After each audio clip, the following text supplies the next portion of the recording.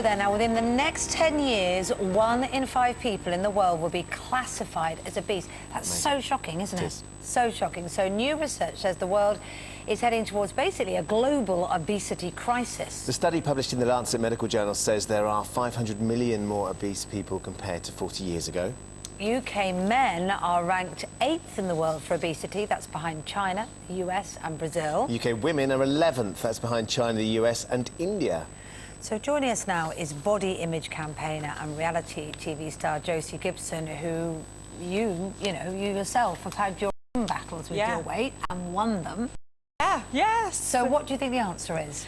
Well, I spent the most of my what I call my good years obese, and I could cry about it, but I'm so glad I won my battle. But I believe that, and I know it is an addiction. So it's quite easy to say to somebody, you know, go and lose some weight. But would you go up to somebody who is on heroin and go and get clean? This is exactly the same chemical reaction with food as it is with hardcore A-class drugs. I think sort of one of the issues that people have is that we're in this environment now. We've got this national obesity crisis, a global crisis, Josie, and people are starting to think there's a lot of concern about whether we're being fat-shaming, and actually, is that the way to go? Should we just be more direct? I mean, you're saying no because of the addiction, but there are a number of people. You were saying to us just before when we were on the break, you were saying to us that you didn't realise how big you'd got. Oh yeah, I did not realise how big I got. No way. I think. And did anybody say anything to you ever? No, not. Do you know what? People used to say to me, "You're not fat. You're not fat," and I obviously was fat. Like. And how do you feel now? Yeah, how do you feel now about the fact that your friends were saying, "No, we love you the way you are. You're not fat." I know they were just trying to save my feelings. I do know they were just trying to save my feelings. And were they helping you?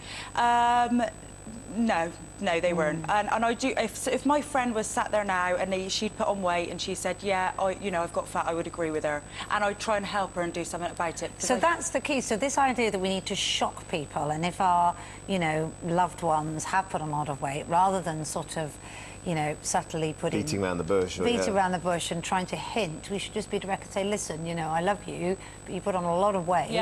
And we need to sort it out. People need help and support to beat these addictions, and education is key. People don't realise how much they're actually consuming. When you've got to be a mathematician to work out how much sugar that you're having in your food these days is ridiculous. Like cereal packets, they're done on 40 grams. Well, who eats 40 grams of cereal in the morning?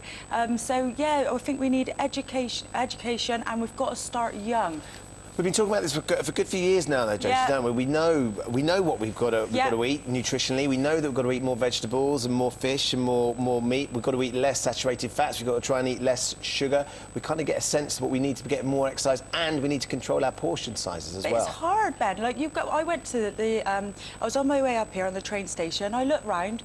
Nothing. There was nothing that I could eat. And you go into a supermarket, 80% of food's full of sugar. So it's very, very difficult. The food industry does not make it easy. So, yeah. What do you think has been the biggest thing for you, though, Josie? Because you lost, how much weight did you lose? All in all, I lost 9 stone. So I broke my ankle and put the weight back on again. So you got up and come back. I think we had a picture of you before and after where you get a sense of how much. But what do you think was the most telling thing? What was the thing that has helped you keep the weight off? I would say realising how big I'd actually got. I got fat shamed for 2 years. I had people calling me Free Willy on Twitter for years. I still didn't do anything about it, but mainly it was education.